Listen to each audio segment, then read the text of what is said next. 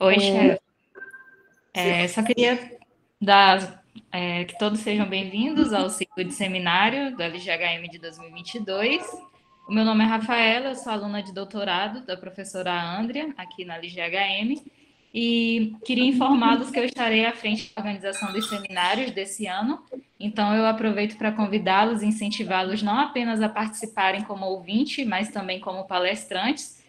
Vou deixar meu e-mail aqui no chat e quem tiver interesse depois de dar alguma palestra aqui no ciclo de seminários, fica à vontade para entrar em contato comigo, tá? Agradeço a participação de todos e passo a palavra para a professora André. Muito obrigado, bom dia a todos. É um prazer retornar esse ciclo de seminário com uma apresentação tão importante, tão boa, com pessoas tão queridas, né, que é a Kátia e o Ricardo. A Kátia e o Ricardo, para quem não conhece, eles tiveram passado um tempo aqui conosco no laboratório, né, como pesquisadores. Atualmente eles estão em Nova York, mas onde eles estão finalizando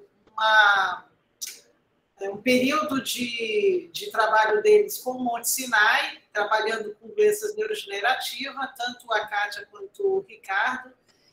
E agora eles estão seguindo, me ajudem aqui, como é que é o nome? Instituto? Isso, hoje a gente está na Rush, que é um instituto de Alzheimer, é um Rush Alzheimer Disease Center. A gente começou tem uma semaninha. Vocês já começaram. Que bom. Mas, assim, rapidamente, falando um pouquinho da Kátia, então a Kátia é doutora em bioinformática pela Universidade Federal de Minas Gerais, fez uma parte do seu doutorado na Universidade de Salamanca, né, na Espanha, no Centro de Investigação de Câncer, na Espanha. Possui mestrado na Universidade Federal do Paraná e graduação em Sistema de Informação pela Faculdade de Anhanguera, de São Paulo. Atualmente, ela já apresentou que ela está na Rush Alzheimer Disease Center, é isso? Não sei se é assim que fala. Vamos lá. E também é orientadora do Programa de Ciências da Saúde do Instituto de Assistência Médica ao Servidor Público Estadual de São Paulo, né? Ela tem experiência tanto na área de suporte e a banco de dados, atuando principalmente em análise de RNA-seq, single-cell, RNAs não codificantes, banco de dados biológico, desenvolvimento de pipelines em ambientes de hipercomputação, entre outras qualidades, né, que eu digo que a Kátia é uma pessoa muito querida, né, qualidades mais humanas, vamos colocar assim. Ela é muito querida, uma pessoa muito responsável e muito cooperativa. Então, onde ela estiver, com certeza ela está fazendo o melhor, tanto do ponto de vista do trabalho profissional, quanto do ponto de vista da sua humanidade, né? Que ela é muito querida. Vou me permitir apresentar o Ricardo também. O nome da Kátia é Kátia de Paiva Lopes, e o nome do Ricardo é Ricardo Assunção Viale.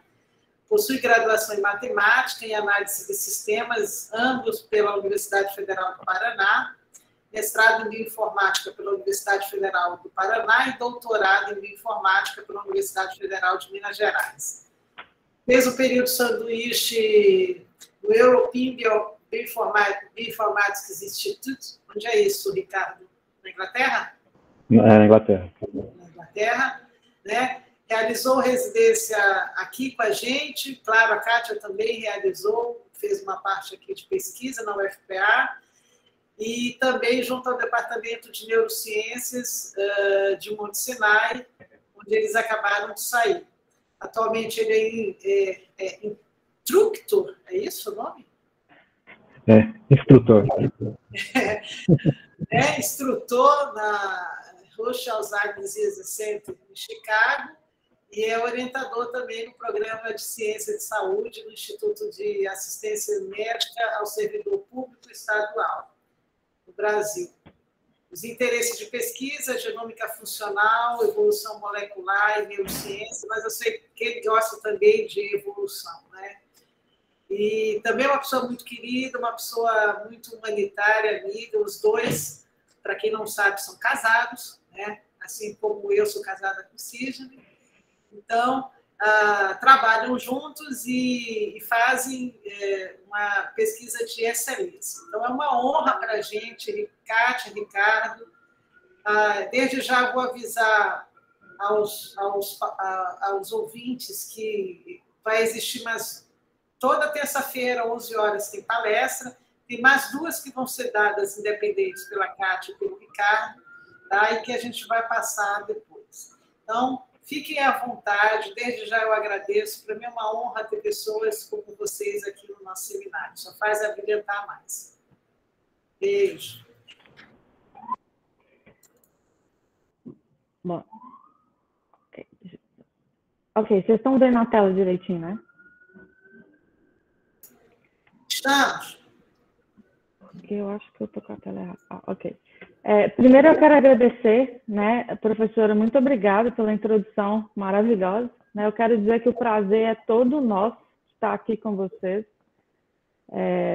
Melhor ainda se fosse presencial, né? Mas pelo menos a gente tem a tecnologia aí para ajudar a gente agora. E muito obrigada mesmo, professora. Então, assim como eu estava comentando antes, Ricardo e eu, nós preparamos essa apresentação num estilo que a gente chama aqui de Journal Club, porque a ideia surgiu em uma conversa com a professora Andy e ela mencionou que o LGHM está com esse projeto sobre busca por biomarcador em doença de Parkinson, né, a partir de amostras de sangue. E essa linha de pesquisa ela é bem relacionada com um trabalho que a gente publicou recentemente, enquanto a gente estava no Monte Sinai, e eu achei que o artigo pode ser interessante para vocês também, né? Então, o título do artigo é Dysregulation of Mitochondrial and Proteolysosomal Genes in Parkinson's Disease Myeloid Cells. A primeira autora é Elisa Navarro, que ela era pós-doc aqui, mas agora ela é professora numa universidade lá da Espanha. Então, assim, por favor, interrompam, tá? A gente preparou isso de uma maneira informal mesmo. A ideia é justamente apresentar o artigo para a gente discutir, tá? Então, interrompam, façam perguntas, discutam, tá tudo certo.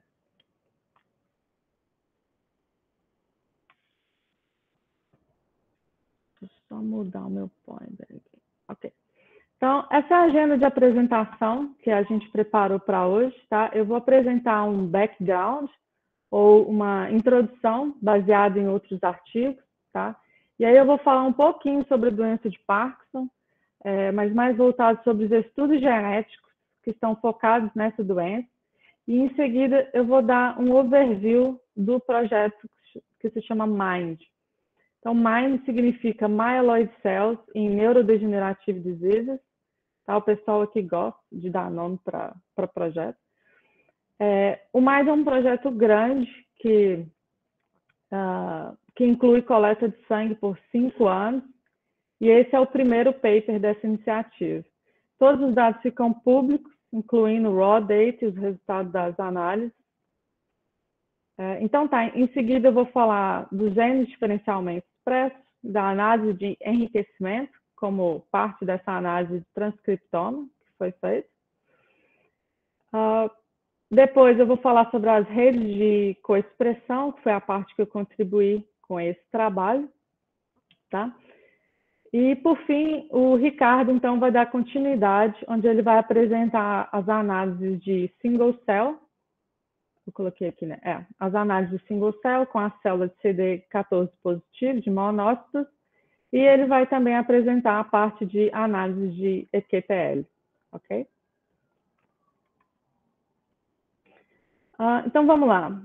Doença de Parkinson é uma doença neurodegenerativa, tá? Onde a idade é um fator de risco, e essa desordem, ela afeta funções motoras e cognitivas, por exemplo, tá? É uma doença que começa muito antes de ser diagnosticada, o que oferece oportunidade para a identificação de estágios da doença, né? Exemplificado aqui nesse cartoon pelas frases pré-clínicas, prodromam e fases, e por fim, o diagnóstico clínico de doença de Parkinson. Tá? Existem vários estudos com a meta de identificar os fatores de risco, e geralmente essas análises elas são realizadas com indivíduos que possuem histórico familiar de Parkinson. Além disso, os sintomas já conhecidos durante essa fase prodromal da doença incluem, por exemplo, o movimento rápido dos olhos, ou bradiquinísia, né, que está relacionado com a diminuição de reflexos no corpo, além de tremores, constipação, entre outros. Então, focando na genética, existem estudos de GWAS, né, de Genome-Wide Association Studies, como o trabalho do Mike Knowles, que identificou mais de 78 lotais associados com Parkinson. Então, 78 na época que a gente publicou o MIND, né, o ano passado, porque hoje, se não me engano, são mais de 90 lotais associados com Parkinson. Então, esse primeiro plot que eu estou mostrando aqui é um Manhattan plot. A figura não está muito boa, mas o que eu quero mostrar aqui é que, por exemplo, o X desse gráfico apresenta os cromossomos, né, de 1 a 22, e o Y é o resultado da associação dos GWAS com os p-values aqui. E aí, os genes mais próximos das variantes associadas com Parkinson, eles estão marcados em verde, como vocês podem ver aqui ao longo do gráfico. Tá? E esse GWAS, ele inclui genes como, por exemplo, LARC2, SNCA ou HLA, entre outros. Já o segundo plot aqui eu peguei do paper do Camaran, publicado em 2015, mas eu acho que ele é legal porque dá para a gente ter assim, uma visão esquemática, né, da doença relacionados aos genes. Então, vocês podem ver que os eixos do gráfico estão divididos em muito raro, raro e muito comum na população. Tá? E se a gente olha os genes que estão dentro aqui desse círculo vermelho, eles são genes que eles são genes identificados através da análise de casos familiares e eles se originam de formas monogênicas de Parkinson. Tá? E alguns desses genes são muito conhecidos, como, por exemplo, LARC2, SNCA ou PINK1, por exemplo. Tá? Agora, se a gente vem para esse outro lado do gráfico, aqui no círculo verde, ele contém genes com os loçais nomeados como fatores de risco para o que se chama idiopathic PD. Mas para chegar nesse resultado, o que os pesquisadores fizeram foi fazer uma meta-análise de vários GWAS europeus. E nesse que é muito comum na população, incluem genes como GBA, MAPT e BST1, por exemplo. Ok, mas agora um ponto que eu quero destacar é o envolvimento de células mieloides em doenças neurodegenerativas. Tá? Então, estudos de GWAS e análises de sequenciamento, eles têm mostrado que as células do sistema imune, elas têm um papel nessas doenças e muitos dos genes de risco são expressos em células mieloides. E o Tawfiq, que é o PI, que eu trabalhei nos últimos anos aqui em Nova York, que também é o último autor desse artigo, ele publicou uma Science que é muito interessante, mas eu quero mostrar só esse gráfico aqui. Tá? É um paper velho também de 2014, mas desde aquela época foi possível ver que, por exemplo, as barras aqui são a proporção de efeitos de QTL que são observados para alguma doença. Tá?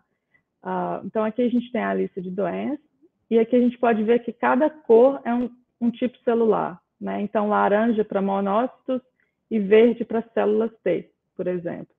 E a gente pode ver que tem um enriquecimento de células de monócito para Alzheimer's disease e Parkinson disease.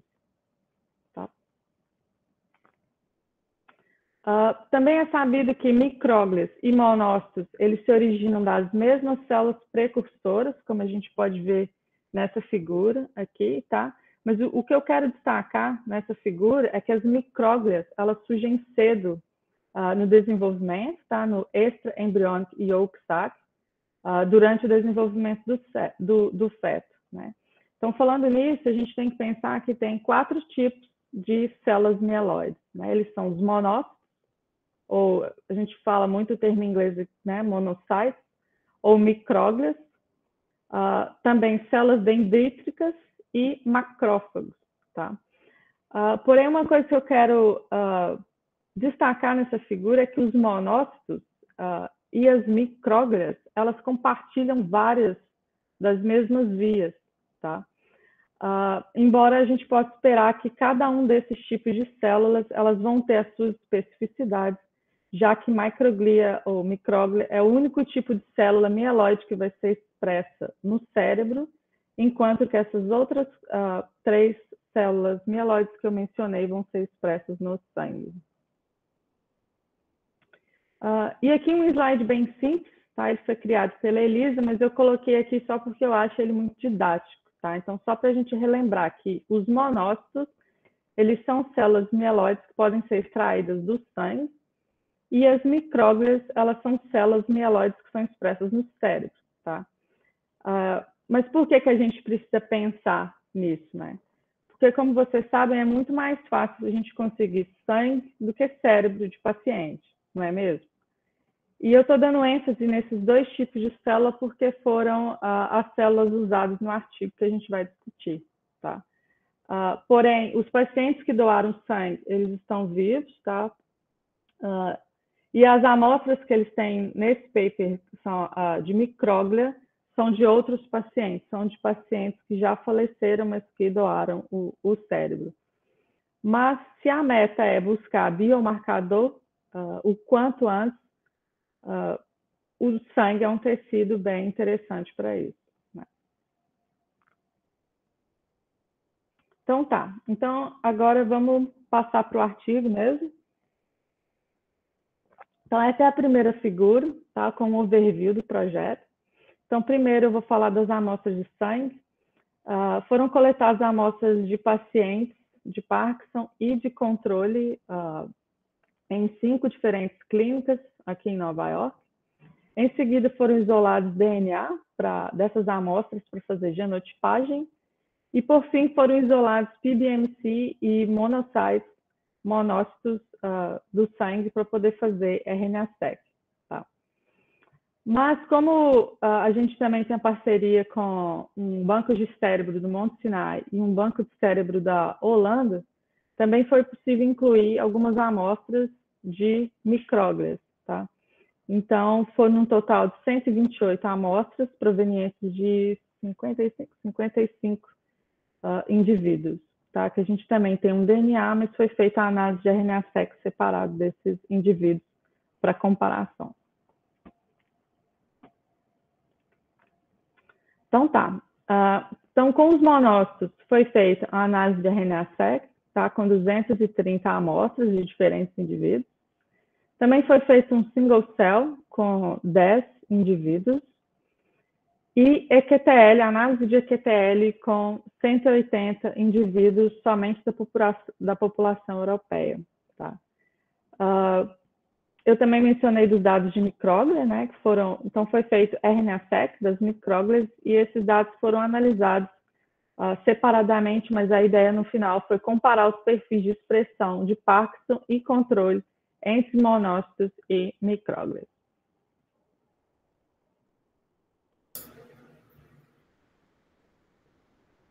Então tá, alguém tem alguma pergunta? Eu tenho. Pode falar. Só uma dúvida. Vocês tiraram o sangue para DNA e depois vocês, desse mesmo material, vocês tiraram o monócito ou não? Fizeram uma coleta especial de monócito para tirar RNA? Não, a gente tirou dos mesmos pacientes. Então, foi a mesma amostra, tu sabes? Foram da mesma amostra. Que a gente isolou o DNA, né, do sangue desses pacientes, e daí a gente isolou o PBMC e os monócitos desses mesmos pacientes, das mesmas amostras.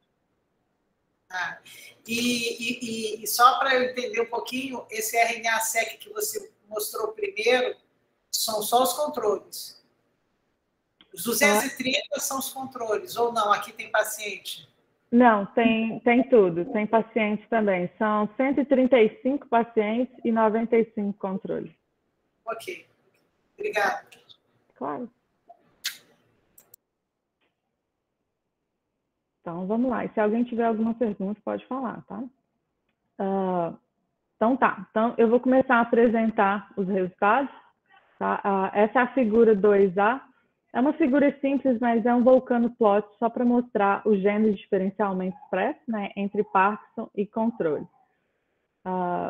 Então, como eu acabei de comentar, né, são 135 amostras de Parkinson e 95 amostras de controle. Então, foram encontrados 300 genes diferencialmente expressos, com um p-value ajustado de 5%. Mas eu quero mostrar que, por exemplo, aqui a gente não está usando um threshold de fold change, tá? Então, reparem que o fold change é bem pequeno. Esse gráfico, ele está indo, por exemplo, de -2 a 2, mas a gente pode ver que a maioria dos genes, eles estão bem aqui, né? Ok, então foram encontrados 162 genes que são upregulated em Parkinson e 138 genes que são downregulated em Parkinson. Tá? O fato do fold change ser bem pequeno é uma coisa que eu gosto de mostrar, porque apesar de existir vários genes com p-value ajustado significativo, o efeito de cada gene na doença de Parkinson é bem pequeno. Tá? Então, você vai ter pequenos efeitos de vários genes. Tá, então, agora é a parte que eu acho que a Girks vai gostar, porque o que o Evan e a Elisa fizeram, os primeiros autores dos papers, eles pegaram esse gene diferencialmente expresso e eles fizeram uma análise de enriquecimento. Tá? E aí eles viram que os genes que são upregulated em Parkinson, eles são significativamente enriquecidos em vias relacionadas com funções da mitocôndria. Tá? Então, como, por exemplo, a gente pode ver aqui que tem essa oxidative phosphorylation, deixa eu ver, a electrotransport chain, respiratory electric chain, né? No artigo também eles discutem que essas vias mais significativamente relacionadas com a mitocôndria que foram encontradas é a via de OXPHOS, essa que eu acabei de comentar aqui, né, da oxidative phosphorylation, e ela também contém componentes essenciais como NADH, dehidrogenase e genes do citocromo C oxidase. Outras vias que aparecem enriquecidas também estão relacionadas com antigen presentation e algumas de splicing. Tá? Agora, já olhando os genes que são down-regulated, são genes enriquecidos em vias de proteasoma, tá? Proteólise aqui, por exemplo, e inclui funções como, por exemplo, protein maturation, acetylation, modification, né? Além de algumas funções basais de célula também, como, por exemplo, metabolic process, né? Que é os processos metabólicos, por exemplo. E, por fim, a figura C, a figura 2, se não me engano, a figura 2C é para exemplificar a diferença de expressão em alguns desses genes, né? Então, em verde, aqui a gente tem controle, em laranja a gente tem Parkinson, e aqui em cima são alguns genes relacionados com vias de mitocôndria, né? E aqui esses três de baixo são o que o pessoal chama de proteasomal genes. E a gente pode ver que esse gene COX-7B, por exemplo, ele é significativamente mais expresso em pacientes de Parkinson do que em controle. Tá? E a mesma coisa para o COX-6B1, aqui é mais expresso em Parkinson, assim como o PET-100 também. Já se a gente olhar esses outros três exemplos que a gente colocou aqui nas figuras, é o contrário, tá? O PSMD11 aqui, a gente pode ver que a expressão está aumentada nos controles, mas não, né, tem uma expressão diminuída nos pacientes de Parkinson. Mesma coisa para o PSMC5 e PSMD5. Então tá. Mas, em seguida, a pergunta que surge é, mas e daí? Né? Esses resultados são reproduzíveis? E aí, uma maneira de responder a essa pergunta é checar em outros datasets. Né? Então, o que o Eva e a Elisa fizeram, eles pegaram um outro dataset, que é uma cohort do AMP-PG, que significa Accelerating Medicines Partnership Parkinson's Disease. É um estudo enorme, que contém 780 casos de Parkinson e 504 controles. E eles vêm de uma iniciativa que é ainda maior, que é do PPMI, que é o Parkinson's Progressive Markers Initiative. Tá. Mas a diferença aqui é que eles coletam só sangue. Eles não isolam células específicas. Então, é por isso que vocês podem ver esse WB aqui, que significa Whole Blood. Então, embora essa não seja uma comparação direta, porque a gente tem dados de monócitos, né? E o outro é sangue, com vários tipos de células misturadas, mas a ideia é que se espera capturar alguns efeitos específicos de monócitos no sangue, já que monócitos são um tipo de célula do sangue. Né? Então, eles fizeram diferencialmente expressos com esses dados do AMP-PG, e com um piver ajustado de 1%, foram encontrados mais de 4.400 genes diferencialmente expressos. Tá? E o overlap desses dois datasets foi significativo. Então, se a gente olhar nesse plot aqui, por exemplo, tá? Cinza escuro são genes diferencialmente expressos só no AMP-PG. Verde são os diferencialmente expressos nos monócitos, somente, né, no MIND. E vermelhos são os genes que estão diferencialmente expressos nos dois datasets. Tá? Então, X, vocês podem ver que é o log do fold change dos monócitos, e o Y é o log do fold change do sangue. Tá? Então, outra coisa que a gente precisa observar aqui. Embora eu tenha comentado antes, né, que o fold change dos genes nos monócitos é bem pequeno, a gente pode ver aqui no gráfico, quando a gente olha para o sangue, com todas as células misturadas, é ainda menor, tá? A gente pode ver que o eixo aqui está indo de menos 0,2 até 0,2, tá? Então, de novo, é importante a gente pensar que cada gene aqui, ele tem um efeito muito pequeno. Então, quando a gente está utilizando sangue, fica um pouco mais difícil, né? Pode ser que não capture o efeito de célula específica quando você está analisando um tecido com vários tipos celulares. Ou seja, é possível, né, fazer essa análise, fazer a análise de genes diferencialmente expressos, mas a gente tem que pensar que a gente vai ter, a gente não precisa esperar um fold change grande, não, porque as diferenças são bem pequenas mesmo. Tá? Outra coisa interessante também é a direção do efeito de alguns genes. Tá? Então, dos 8 genes diferencialmente expressos que estão envolvidos em funções da mitocôndria, a gente observou que 6 têm efeitos concordantes em monócitos e sangue. Tá? O Ricardo vai falar um pouco mais disso, porque está na figura 5, mas o que isso quer dizer é que se a expressão do gene está aumentando em pacientes de Parkinson, por exemplo, nos monócitos, ela também vai aumentar quando a gente olha o valor de expressão no sangue. Tá?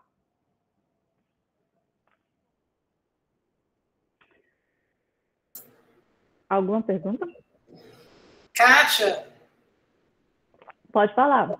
Então, é certo a gente interpretar que se eu encontro um valor de P nos dois datasets, vamos colocar assim, apontando, mesmo que ele seja pequeno, né, o de efeito pequeno, mas isso quer dizer que ele, na verdade, o efeito é tão grande que ele consegue se sobrepor, né, em relação às outras células, e talvez isso possa indicar um bom marcador. Eu entendo que tem muito confundidor, mas se a gente quer fazer o biomarcador que seja prático e reproduzível, a gente tem que pensar em células que a gente consegue captar facilmente, né? Exatamente. Eu acho o sangue muito interessante para esse tipo de análise de biomarcador, porque, como a gente comentou antes, é muito mais fácil, né? Conseguir sangue do que cérebro, por exemplo. Mas, por exemplo, quando a gente isola PBMC ou monócitos, você tem uma população mais, digamos, limpa, né? Que você não tem, pelo menos, os confundidores de várias outras células juntos, né? Mas essa é a minha pergunta. Será que a gente fazer a separação do monócito é importante para a identificação, mas será que a gente vai conseguir usar o sangue efetivamente? Vai depender do estágio da doença, será? Então, pois é.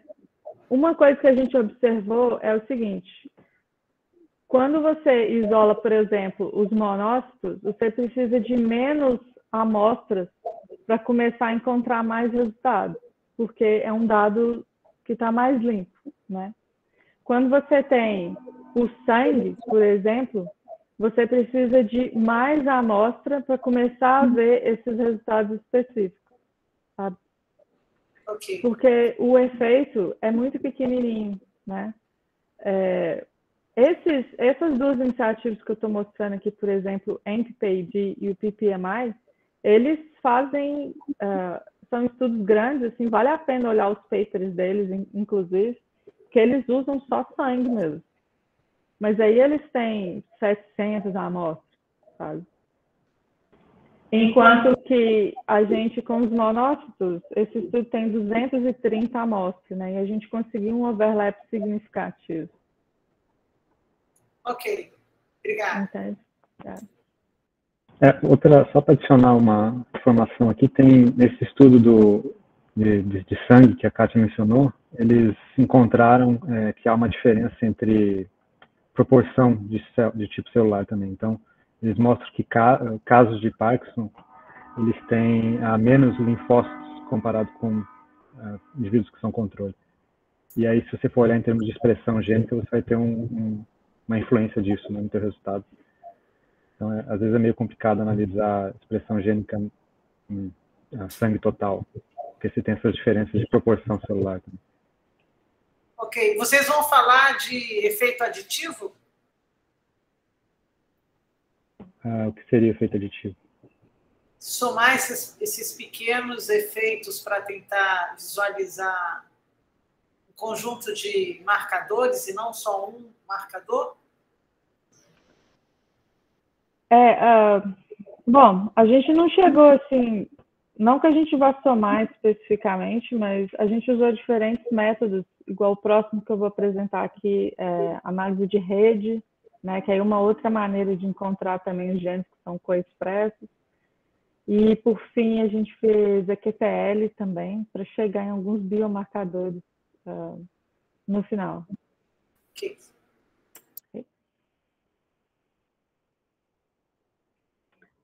Então, tá. Então, como eu acabei de mencionar aqui, né, um outro método que a gente utilizou para análise de transcriptoma foi a criação das redes de coexpressão, tá? E tem alguns resultados legais aqui. O método que a gente utilizou se chama WGCNA, tá? Que significa Weighted Gene Co-Expression Network Analysis. Em poucas palavras, o que esse método faz é dar peso para conexões fracas e fortes. E, no fim, o que você tem são módulos como esse, como parte de uma rede, tá? Então, nesse estudo foram encontrados 65 módulos, alguns bem pequenos, com 30 genes, outros grandes, com 500 ou até com 2.000 genes. Mas no artigo, na figura principal, a gente colocou esses dois exemplos que eu vou mostrar aqui agora. Tá? Então, esse é o módulo GREEN. WGCNA faz isso, esse método coloca nome de cores nos módulos, mas é só um nome para identificação. Tá?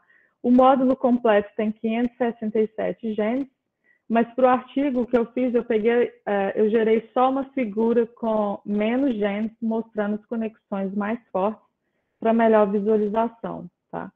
Mas o interessante aqui é que esse módulo ele está enriquecido com genes de vias relacionadas com mitocôndria, tá?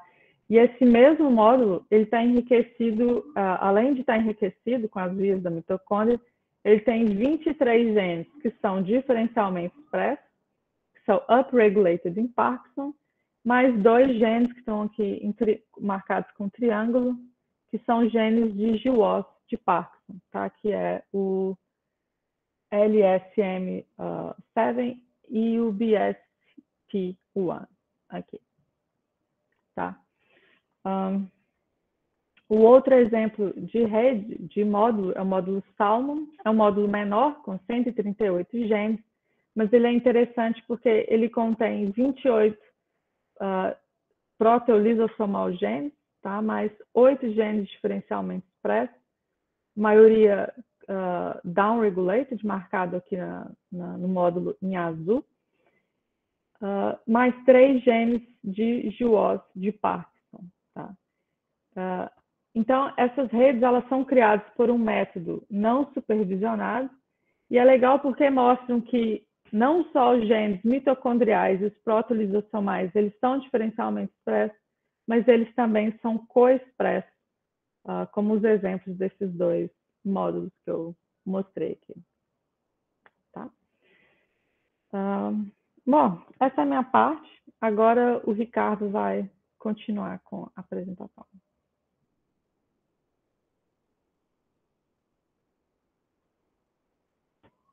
Um pouquinho.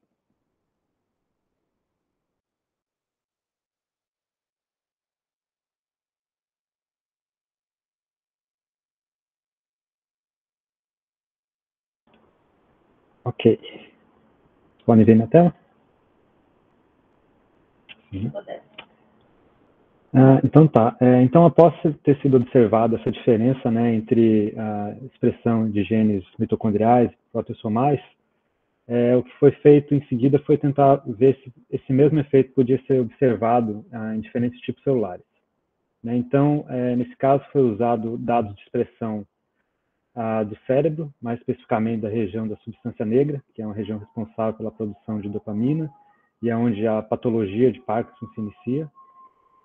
Foi analisado também os dados de micróglias, que a Kátia mencionou anteriormente, né, que são os macrófagos do cérebro. E também, além dos monócitos que a gente está analisando, teve também os dados de sangue total, que já foi mencionado anteriormente. Esse aqui você pode ver o N de cada um desses datasets. E foi realizada uma análise diferencial entre casos e controles, né, de Parkinson. E foi comparada a direção, né, do efeito para alguns genes específicos, como a gente pode ver nesses gráficos aqui. Então, um dos resultados-chave dessa análise é mostrado nesse gráfico aqui. Está mostrando um efeito discordante entre genes da Oxford, e que a gente pode ver que a expressão é aumentada em monócitos, mas então é aumentada em pacientes com Parkinson, mas é observado somente em monócitos, enquanto que para os mesmos genes a expressão desses genes é diminuída em pacientes de Parkinson quando a gente olha em dados de cérebro, tanto cérebro total quanto especificamente micróglias. A gente vê esses efeitos aqui. Então, isso aqui foi um resultado novo, inesperado. E aí, quando a gente olha outros genes, por exemplo, a gente vê os genes proteossomais, por exemplo, a gente vê que os efeitos são geralmente concordantes. Né? A gente vê que a direção segue o mesmo padrão. A diferença aqui que a gente, por exemplo, para esses genes proteossomais aqui, o efeito parece ser mais forte na substância negra, enquanto que para esses outros genes aqui da família S100, que estão relacionados com resposta à inflamação, o efeito parece ser mais forte em micróbios, como poderia ser até esperado. Mas, em geral, a direção é concordante. Né? Então, o resultado novo aqui é esses genes aqui da mitocôndria. E aí, para tentar entender se esse efeito discordante está vindo entre a diferença entre o sistema periférico e o sistema nervoso central, foi feito um outro experimento em que foi pego esses monócitos e esses monócitos foram diferenciados em macrófagos e foi olhada a expressão desses genes de novo, nesse caso usando o qPCR, Então, a gente pode ver aqui nos gráficos acima, que a gente tem a expressão em monócitos e embaixo os macrófagos, né? Os mesmos genes. Então, a gente vê que a expressão aumenta para casos, para pacientes com Parkinson e monócitos, mas os mesmos genes têm expressão diminuída em macrófagos. Então, isso sugere que esse efeito discordante surge, na verdade, na diferenciação para macrófagos e não necessariamente relacionado ao sistema periférico versus sistema central. Ok, então o outro ponto que foi analisado nesse projeto foi em relação ao efeito genético, né? Então, mudando um pouco agora do tópico da análise, a gente foi realizado então essas análises de EQTL e splicing QTL. Então, eu vou explicar mais ou menos o que são. Então, basicamente, essa análise foi realizada para 180 indivíduos que eram da mesma ancestralidade europeia. E, basicamente, nesse tipo de análise, a gente busca encontrar situações que você tem variantes que estão correlacionadas com mudança na expressão de genes específicos, né? Então, por exemplo, aqui a gente tem um SNP, identificado com esse RSID, e um gene, o catepsina beta. E a gente pode ver que indivíduos que têm o alelo GG, eles têm uma expressão aumentada comparado com os indivíduos que têm o alelo CC, nesse caso. E quando essa associação aqui é significativa, a gente tem o que a gente chama de um EQTL. Da mesma forma, a gente tem outro gene aqui, por exemplo, e outro SNP, a gente tem o LURC2. Outro SNP, da mesma forma, indivíduos com alelo TT, eles têm uma expressão aumentada comparado com indivíduos com alelo CC. Então, foi feito isso, né, para todos os genes e todos os SNPs mapeados nesses 180 indivíduos, e foram encontrados um pouco mais de 40 mil genes com a associação significativa em termos de expressão gênica. 4 mil, desculpa. E também foi feito em termos de proporção de splicing, e foi encontrado 1.700 genes com diferença em proporção de splicing também. Então, usando esse tipo de análise, esse tipo de resultado, a gente pode então medir quanto da herdabilidade genética de certa doença é mediada via expressão em diferentes tipos de tecido. Então, nesse gráfico, a gente tem no eixo Y diferentes fenótipos, né? Então, a gente tem primeiro Parkinson, a gente tem Alzheimer, esquizofrenia e altura. E enquanto no eixo X, a gente tem essa proporção da herdabilidade genética para cada um desses fenótipos, que é mediado por esses EQTLs vindos de diferentes tecidos ou tipos celulares, né? Então, nesse caso, esse roxo mais claro aqui seria dado de cérebro, do córtex. A gente tem o roxo mais escuro, seria as micróglias. E em verde a gente tem os monócitos que a gente está analisando.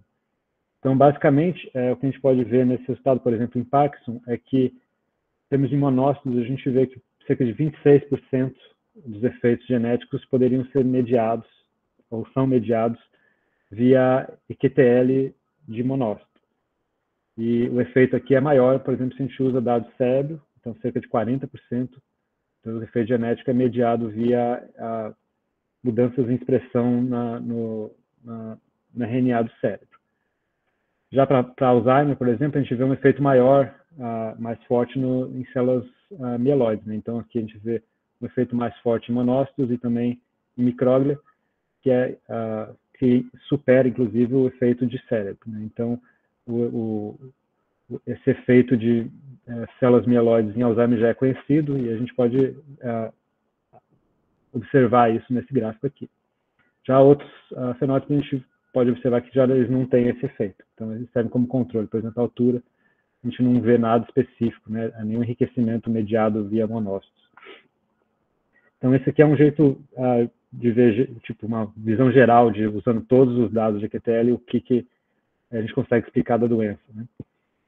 Então, agora, se a gente quiser fazer uma análise mais específica a nível de gene, a gente pode fazer esse outro tipo de análise que a gente chama de colocalização. A gente tenta linkar, então, o sinal associado à doença, né, vindo de GWAS, com o sinal associado à diferença de expressão vindo de EQTL. Então, nesses gráficos aqui, deixa eu apontar aqui, então, nesse gráfico aqui a gente tem, seria o menos log do p-value de associação. Então, cada ponto aqui você pode imaginar como sendo uma variante, ou um SNP. que foi testado para associação com a doença de Parkinson. Então, quanto mais alto o valor aqui, mais forte essa associação. Então, a gente tem o lead SNP dessa associação nessa posição do genoma. E da mesma forma, o teste de QTL testa os SNPs, mas nesse caso com associação com diferença de expressão. Então, você tem essa mesma situação, os mesmos SNPs sendo testados para algum gene específico aqui. Então, esses testes, essas análises de colocalização vão tentar medir se essas distribuições, elas basicamente elas estão a mesma, né? Estão colocalizadas. Então, a gente pode ter essa situação que elas não estão, elas aparentemente são independentes, mas a gente pode ter essa situação que elas estão muito próximas, então elas podem, o sinal biológico é o mesmo, né? Então, isso aqui é uma boa forma de a gente poder nomear genes a partir de dados de GWAS, né? Porque num dado de GWAS, geralmente a maioria das variantes estão em regiões não codificantes, a gente não sabe exatamente o que aquela variante está fazendo. Então, usando dados de QTL, a gente consegue nomear qual que é o gene específico que pode estar sendo envolvido se elas estiverem colocalizando no sinal. Então, foi feito esse tipo de análise. Então, como a Kátia falou, o GWAS que a gente usou tinha 78 regiões associadas com Parkinson, e usando essa abordagem foi possível encontrar 15 regiões que o sinal de QTL bate com o sinal do GWAS, que são esses genes aqui em negrito. Então, nesse gráfico aqui, o eixo X, ele é a probabilidade desses sinais serem colocalizados, né? Seria uma hipótese 4. Então, quanto mais alto aqui, é mais alta a probabilidade dos sinais de QTL e de GWAS serem o mesmo. Então, entre os genes que foram encontrados, colocalizados, vários já são conhecidos. Por exemplo, catepsina beta, que está mostrada aqui, já era conhecida como um efeito de QTL em monócito especificamente, e a gente vê que ele está com um sinal alto de colocalização. Mas também tem alguns genes novos que, por exemplo, esse aqui que eu vou mostrar como exemplo, que é o BST1. Então, nesse gráfico em cima, a gente tem os SNPs testados na QTL, né, e o valor P de cada um deles. Embaixo a gente tem os mesmos SNPs testados para GWAS. E aí a gente pode ver que a distribuição parece semelhante. Aplicando métodos de fine mapping, a gente consegue priorizar entre todos esses SNPs 2. E a gente pode ver que um deles é o SNP leader da QTL. E que a gente pode ver que esse SNP está localizado aqui numa região intrônica do gene BST1, mas tudo indica que é o mesmo sinal, né, que está afetando a expressão. Nesse caso, o alelo de risco para Parkinson, ele reduz a expressão desse gene. Então, é muito provável que esse seja o mecanismo, né? Então, é um mecanismo que esse SNP, algum SNP próximo dessa região aqui, ele afeta a expressão desse gene e posteriormente afeta o risco, a doença, né? Ok, então essa seria a análise dos resultados que a gente mostrou em termos de QTL. E outra análise que foi realizada nesse estudo foi em termos de single cell, né? Então, a pergunta aqui, outra pergunta é para ver se há subtipos celulares em monócitos que poderiam estar mais associados com essas diferenças em Parkinson e controle, né? Então, monócitos, existem dois tipos principais de monócitos, os clássicos e os não clássicos. Os clássicos são, tem esse marcador de CD14, é uma proteína, ela tem expressão aumentada de CD14, enquanto que os não clássicos têm a expressão aumentada de CD16. Como os dados que foram analisados nesse estudo, eles são CD14 positivo, a gente não espera encontrar a população não clássica, mas somente a clássica. Entretanto, há uma terceira população chamada intermediária, que seria, como o nome já diz, um nível entre esses dois, clássico e não clássico. Então, foi feita essa análise de single cell para 10 indivíduos, incluindo Parkinson e controle, e aqui é a representação dessas células, né? Cada ponto é uma célula, e você pode ver que tem esse cluster grande aqui, que foi anotado como sendo células de monócitos clássicos, enquanto que esse outro grupo menor aqui foi anotado como sendo células de monócitos intermediários. Então, o que foi feito em seguida foi comparado, né, qual a expressão diferencial entre esses dois grupos, né, e foi analisado os genes de interesse que a gente estava olhando. Então, o que foi mostrado aqui é que, aparentemente, esse efeito, essas células de intermediárias, elas têm uma expressão aumentada de genes mitocondriais, né, relacionados com mitocôndria, e também com os genes proteossômicos. A gente pode observar aqui, eles têm uma expressão, um efeito maior, mais especificamente desse grupo celular, comparado com o grupo clássico. Então, esse efeito poderia ser, pode estar mais forte nesse grupo celular. Enquanto que alguns genes específicos, como exemplo, esses genes da família S100, a gente vê um efeito mais forte no grupo de células clássicas.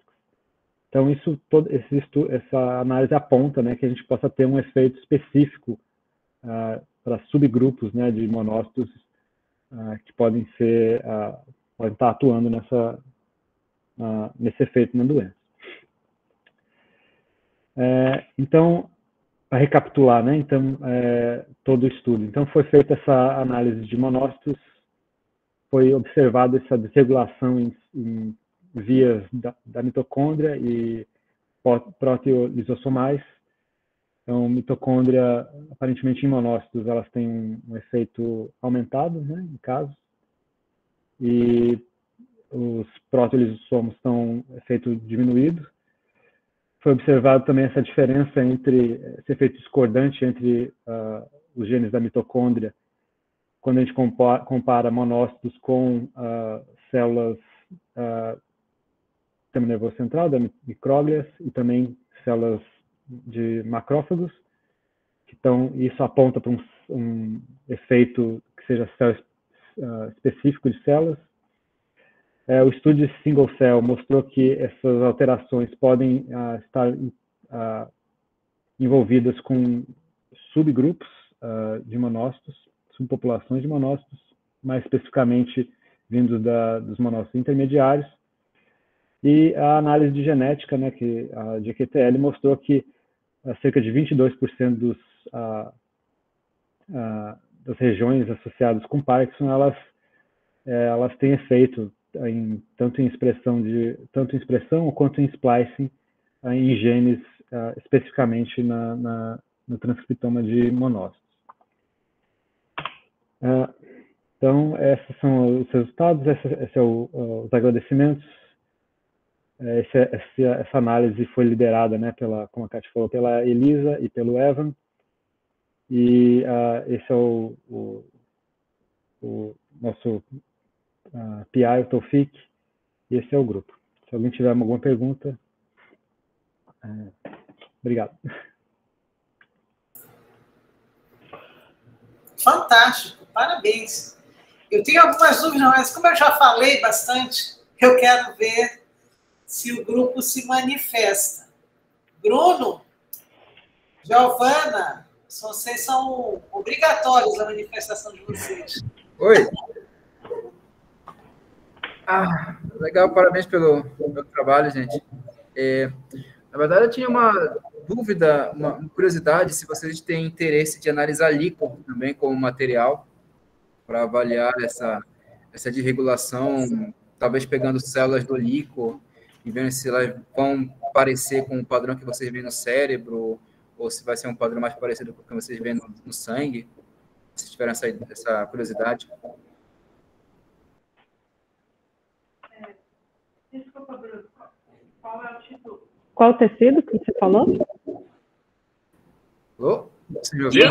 Líquor é aquele tecido que os pacientes retiram da medula óssea. É o CSF.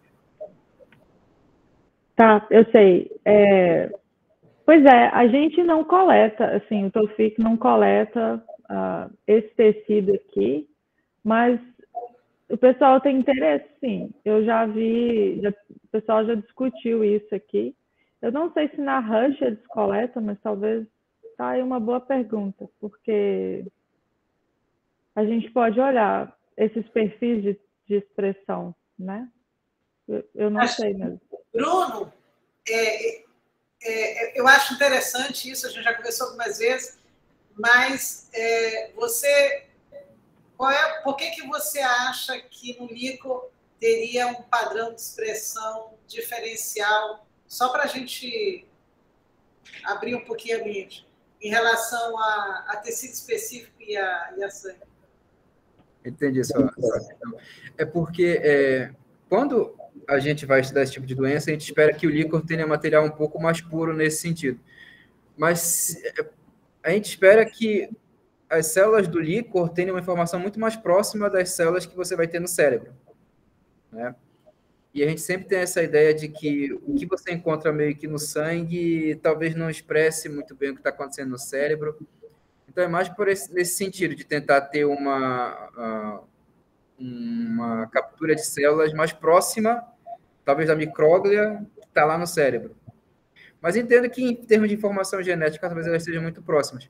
Se bem que esse estudo ele mostrou um negócio interessante, né? Que, se eu entendi bem, o que se vê em monócito periférico não é mais ou menos o que se encontra em micróglia no cérebro, né?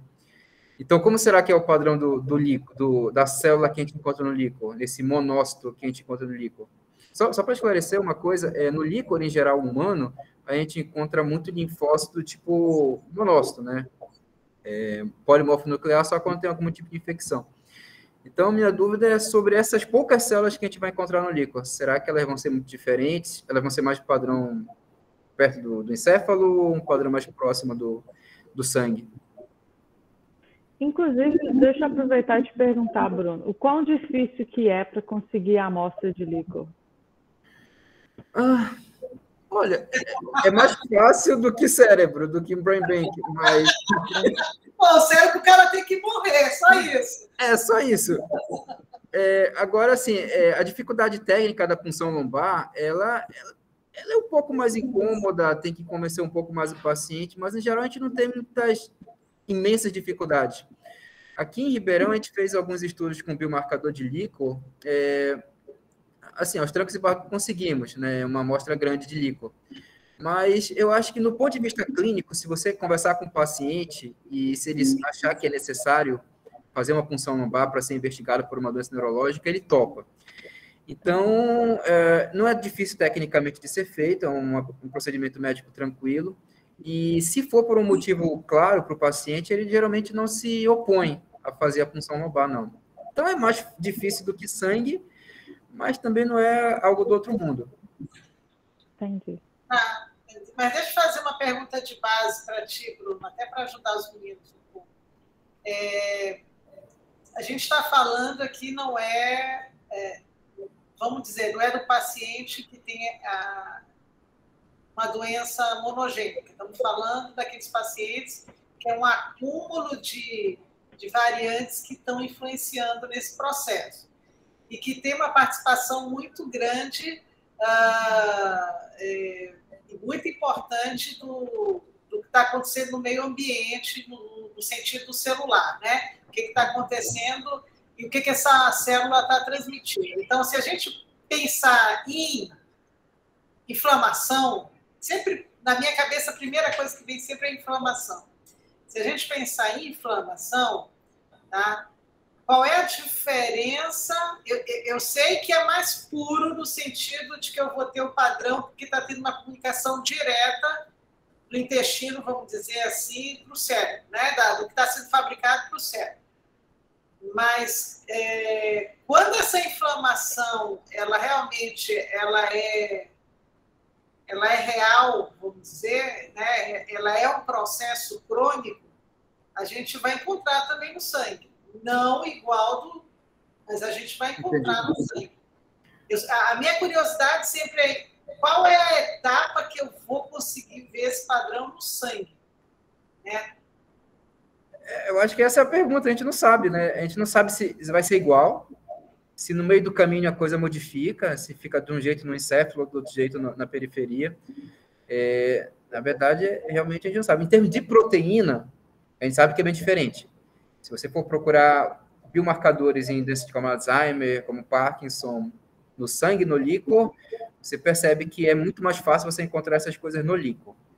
Agora, do ponto de vista de RNA mensageiro e coisas mais genéticas, eu realmente não sei lhe responder. Mas eu acho que a gente teria que responder talvez essa pergunta, se essa expressão gênica é semelhante nos tecidos, né? E aí colocando o líquor no meio para ver se ele é igual, se ele é diferente dos outros. Eu acho que seria importante, porque ele teria essa importância potencial como biomarcador também. Tentar reproduzir pelo menos parte, né, desse Mas seria single-cell, né? Vocês estão falando de single-cell, né? Análise single-cell. É isso, Kátia? No final, a gente fez uma análise de single-cell com 10 pacientes só, na época, né? Mas uma coisa que eu posso acrescentar aqui é que, por exemplo, essa ideia do sangue, dos monócitos, ela é interessante porque, por exemplo, sabe-se que as micróglias do cérebro são muito envolvidas em Alzheimer e Parkinson, né? Já tem outros papers que estão saindo por aí mostrando isso. Mas, como elas têm, igual aquele gráfico que eu mostrei, né, das vias, os monócitos e as outras células mieloides, como células dendríticas e macrófagos, elas compartilham muito das mesmas vias, né, das micróglias, lá no começo do desenvolvimento do feto. Então, é por isso que alguns labs aqui, como o do Tawfiq, ele tem essa ideia de ir atrás de marcadores com células mieloides. Porque, embora você não vá pegar todos os efeitos, na próxima apresentação que eu vou fazer, mais para o final do mês, eu vou mostrar exatamente isso. Tem alguns efeitos que são específicos de micróglias, mas tem muitos efeitos que são compartilhados com monócitos do sangue, né? E aí você tem o ganho de que você não precisa esperar o paciente morrer para doar o cérebro, né? Você pode coletar o sangue muitos anos antes e, de repente, achar essas diferenças de expressão, né? Eu não sei sobre o líquor, eu já vi o pessoal discutindo mesmo, mas não é um tecido que a gente coleta aqui. E de repente é interessante mesmo, porque se o líquor tem muito linfócito, e linfócito está muito envolvido em doença de Parkinson, né? Como o Bruno mencionou, eu acho que faz muito sentido também, vai encontrar muito resultado. Giovana? Não tenho muito a acrescentar, só mesmo parabenizar, realmente eu achei fantástico o trabalho, assim, né? É algo que Gostou das mitocôndrias? dá para perceber a quantidade de... Como? Gostou das mitocôndrias? Gostei das mitocôndrias, gostei também da utilização das cores, né? Dos gráficos. Foram bem legais. Eu achei, assim, eu até vou dar uma procurada, assim, ver se tem, tipo, tentar me aprofundar um pouco mais nesses, porque dar uma lida no artigo, porque realmente eu achei muito, muito interessante essa parte aí das mitocôndrias. Vocês sabem que eu tenho uma história de epigenética sempre em cada questão que eu boto, né? E aí eu queria direcionar um pouquinho para o Ricardo. Mas, gente, todos podem fazer pergunta. Eu estou vendo que o Gilderlânio está aí, trabalha muito com co-expressão. Pois é, a Amanda também. A Amanda. Então, vocês todos, por favor, podem aproveitem para fazer pergunta. Mas, Ricardo, acho que o Bruno também pode ajudar nisso. Eu ando meio píssica no sentido de ver que fatores ambientais aconteceram na nossa vida quanto humanos nesses últimos, vamos colocar, nesses últimos 100 anos, tá? É pouco, eu sei, mas uma coisa que realmente a gente introduziu, e talvez o Bruno saiba isso muito mais, porque ele faz muita parte clínica, na nossa vida foi metais pesados, certo, Bruno? E aí a gente tem os metais pesados, eu acho que as panelas de alumínio, bora para uma coisa bem prática. As panelas de alumínio, elas começaram a entrar em uso na cozinha, acho que 1940, por aí, né? Por aí, 1940. Então, a gente tem o quê? Quantos anos, Ricardo, de uso de panela de alumínio? De alumínio na cozinha? 80 anos. 80? Né? Então, vamos pensar em 80 anos. E não é só na cozinha. Mas a cozinha, especificamente, é uma coisa porque a gente vai introduzir e dali a gente vai tirar todas as nossas... sais minerais, proteína, tudo vai ser retirado dali, né, no estômago e no intestino, e vai ser distribuído para o nosso corpo. Mas a gente tem shampoo, a gente tem garrafinha que a gente usa para beber água, né? E quase tudo é de alumínio, né? Vamos colocar isso. Mas tem cromo, tem alumínio, tem uma série de coisas. E antigamente, eu não sei se eu estou errada, Bruno, mas não sei também até onde era feito um diagnóstico mais preciso, mas se você pegar 200 anos atrás ou 150 anos atrás, talvez a quantidade de pacientes com doenças neurodegenerativas fosse bem menor. Mas aí pode ser também por falta de informação, né? Então, é isso que acaba confundindo toda essa análise. Mas, certamente, eu tenho visto casos de pessoas muito jovens com problemas de doenças neurodegenerativas, né, Bruno? Sim. E cada vez mais isso parece que tem uma... né, acontece mais cedo, principalmente em famílias que têm história, tá? E eu fico sempre me perguntando, tudo bem que eu acho que tem um efeito aditivo, ou seja, são vários genes. Gil, tu não está aí, não, Gil? Cadê o Gil? Cadê a carinha do Gil? O Gil saiu. Gil saiu. Eu falei, não, aí.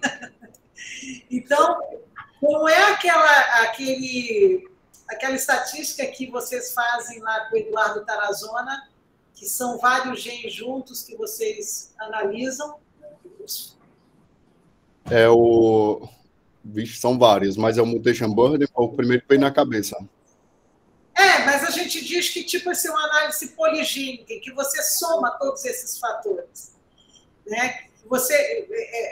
Uma doença como essa, você não deve ter um único gene afetado, uma única expressão. Você está participando de uma via, e se você está com o meio ambiente favorecendo depósito de metais pesados, você está favorecendo inflamação, você está favorecendo respostas celulares distintas, e aí a gente consegue somatizar isso do ponto de vista poligênico.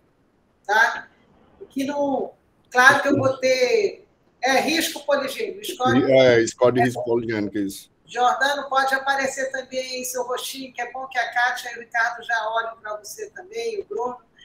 O Jordano, ele é professor visitante recente aqui no laboratório, né? Também é de Minas Gerais, terra boa, né? Então, eu acredito que a gente tem que buscar esses biomarcadores, mas não deixar de lado de pensar nos efeitos epigenéticos do ambiente, daquilo que a gente introduziu na nossa vida nesses últimos 200 anos, eu acho. Porque os nossos pais, os nossos avós faziam com panela de ferro. E eu não lembro de tanto problema de demência, corrige, Bruno, se estiver errado, quanto em jovem, falando jovem especificamente, quanto a gente vê hoje em dia. E isso me parece que é muito mais em função dos hábitos que foram adquiridos nos últimos anos, principalmente naquilo que diz respeito à nossa alimentação ou alguns outros artigos, né?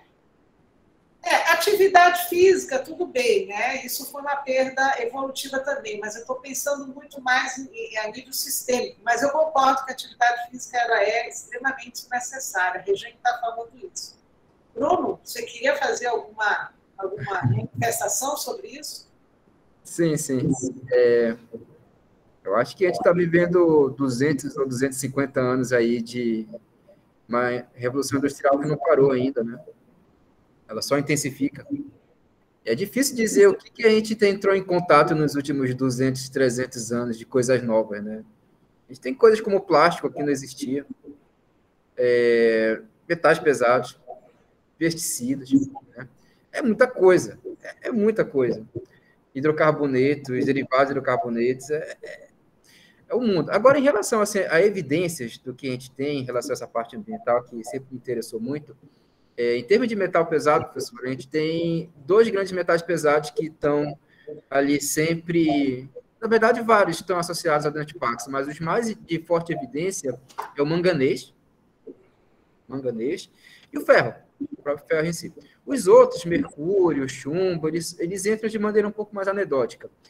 O manganês... O ferro está ligado mais ao Parkinson do que o alumínio? Não tanto do ponto de vista ambiental, de intoxicação ambiental, mas pela própria fisiopatologia dele, a relação do ferro com o neurônio dopaminérgico da substância negra, medicamento de estresse oxidativo. Então, tem um pouco essa relação, tem bastante pesquisa nisso. Agora, o manganês é muito interessante, porque o manganês, ele causa parkinsonismo. O manganismo, a pessoa que se intoxica com manganês, ou por ar contaminado com manganês nas minas, ou alguma outra maneira, ele fica com algo parecido com o de Parkinson, ele fica lento, tremendo, rígido. Né? E tem alguns estudos pelo mundo mostrando que pessoas que têm maior contato com manganês, têm altos níveis de manganês, elas evoluem mais com doença de Parkinson do que... Mas esses estudos são muito ruins, sabe, assim, em geral, são pequenos, são estudos antigos, metodologia questionável. E outra coisa é pesticida, né? Pesticida é o grande problema que a gente olha, assim. Vários pesticidas atuais, eles são usados como modelo experimental de parkinsonismo. Eu acho que o mais típico é o paraquat. Paraquat, salvo engano, no Brasil eu acho que ele é aprovado, nos Estados Unidos com certeza, e a gente faz paraquat no animal, ele fica com parkinsonismo. Então, se você fica usando, manipulando aquele tóxico por anos e anos e décadas, será que essa pessoa que está manipulando ela vai ter maior risco de doença de Parkinson? Não. Mas, infelizmente, também os estudos não são muito bons, porque são estudos pequenos, geralmente respostas inconclusivas, e a gente está nessa. A gente não sabe, na verdade, as respostas. Temos muitos culpados, muitos potenciais culpados, mas a gente não conseguiu ainda fechar quem tem a culpa. Interessante. Fala, Gil. Eu? Ou Gil? Tu quer levantar a mão, tu quer falar também, Gil? Não, é só porque vocês falaram de ferro, e aí eu lembrei que eu vi alguns estudos relacionando a ferroptose, que é dependente de...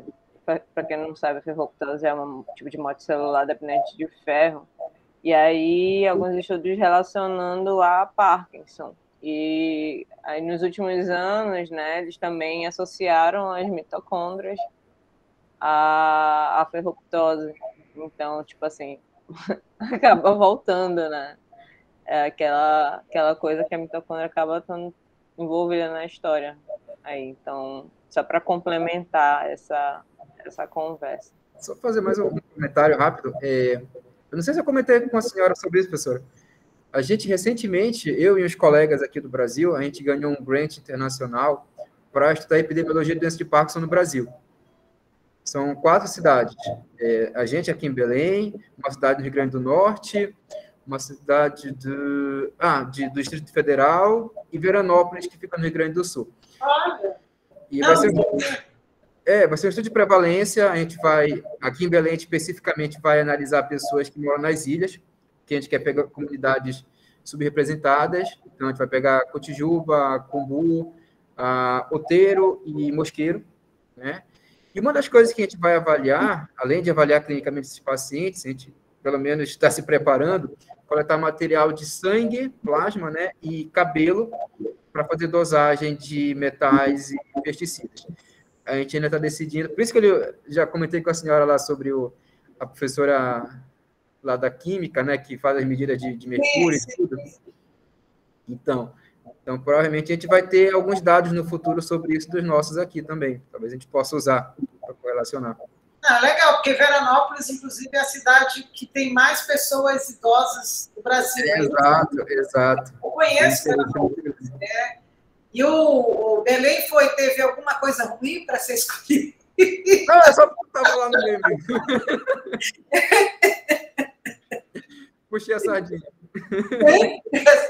Não, mas foi interessante porque a gente pegou lá do ribeirinho, né? Da Belém ribeirinha, ilha, uma maneira mais tradicional de se viver, então a gente explorou essa parte aí.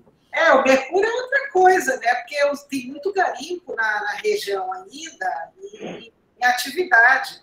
O mercúrio também eu acho que é outra, porque ele tem uma contaminação, que ele não contamina o humano direto, mas ele contamina o substrato que o peixe vai se alimentar e que a gente vai se alimentar daquele peixe.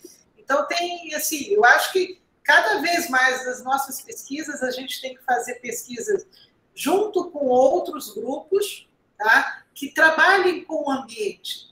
Eu acho que é fundamental, porque eu aprendi isso na genética. Então, eu não sou tão velha assim, mas eu era do tempo que a genética resolvia tudo, né? Um gene... Acabou isso. Então, não é só aquilo, não é um gene, não é um conjunto, pode ser só um gene, mas geralmente pode ser um conjunto de ações, de genes que estão participando ali, de variantes, e que tem uma relação íntima com o ambiente. Então, a gente não pode se fechar só numa ciência, vamos colocar assim, né? A gente tem que ampliar esses nossos horizontes e buscar parceiros que possam ajudar também nessas respostas, que eu acho que é isso que a gente quer no final. Inclusive, eu posso adicionar que nos próximos anos, os Estados Unidos estão investindo muito dinheiro em análise de doenças neurodegenerativas, tá?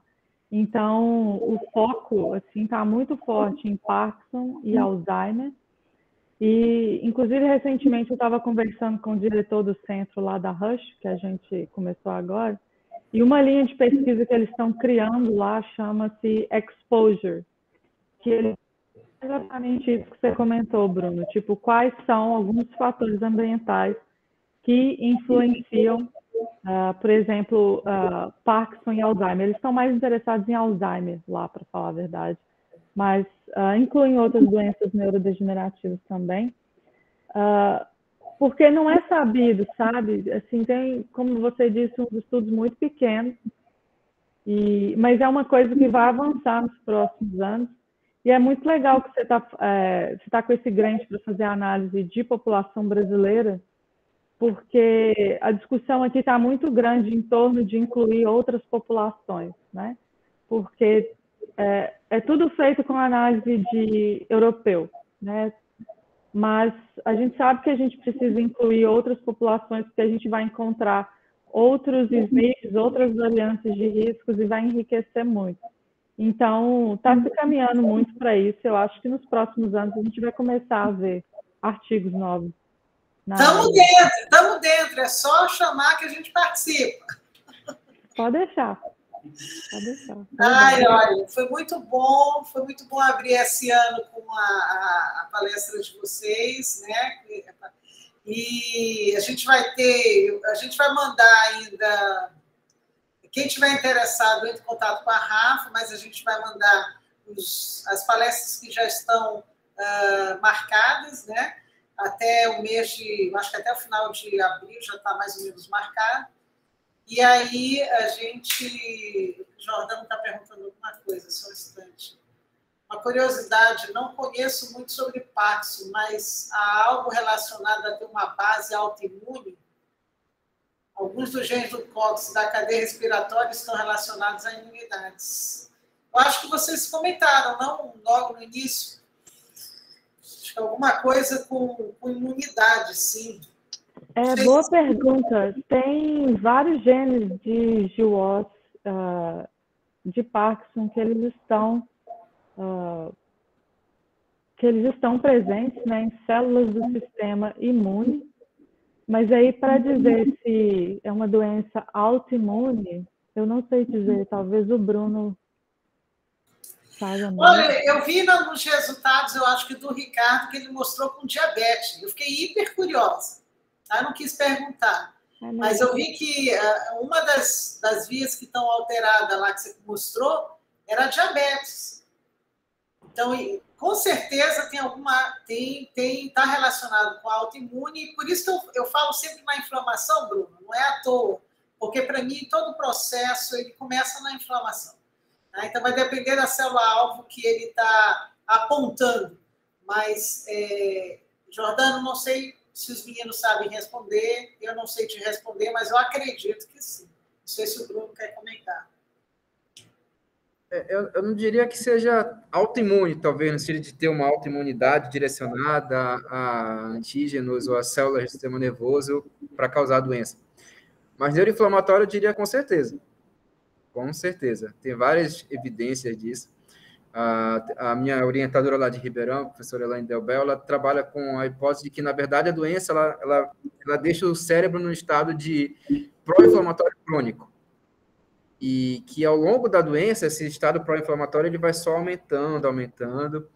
E a gente já tem evidências claras de quando a pessoa está numa fase avançada e ela desenvolve algumas complicações, como de cinesias, que é o que eu estudo, essa neuroinflamação ela é máxima. E é o que a gente conseguiu comprovar com alguns biomarcadores que a gente viu no líquor, por exemplo. Então, com certeza, a neuroinflamatória. Autoimune eu não diria, mas neuroinflamatória sim. O que a gente observa nesse tipo celular sempre tem, monócitos e micróglias sempre tem esses efeitos, né, de resposta à inflamação. A questão é saber se elas estão causando ou se elas são resposta, né, à patologia. Aí, por isso que a gente tenta usar a genética para ver se o fator de risco genético tem efeitos específicos nesse tipo celular ou não, porque aí pode ser causal, né? Porque o efeito na expressão sempre vai ter. Tá bom. Gente, acho que eu vou ter que finalizar pela hora. O papo está ótimo, a conversa está ótima, mas a gente vai ter outras oportunidades. E desde já vou acrescentar vocês na lista do NTHM. Não sei se vocês estão na lista. Vocês continuam recebendo? Não recebo e-mail, não. Não. Estou dentro, se quiser me chamar. Não, vou colocar vocês. E aí sempre vai ser legal ter vocês junto e a gente vai se falando aí das nossas colaborações futuras. Tá bom? Tá. Uhum. Beijo. Se cuide, não fiquem de roupinha assim. -9 é frio pra caramba. Não, mas aqui tá quentinho dentro de casa. Não, eu morro de medo. Beijo. Obrigada, gente. Até a próxima. Obrigado. Tchau.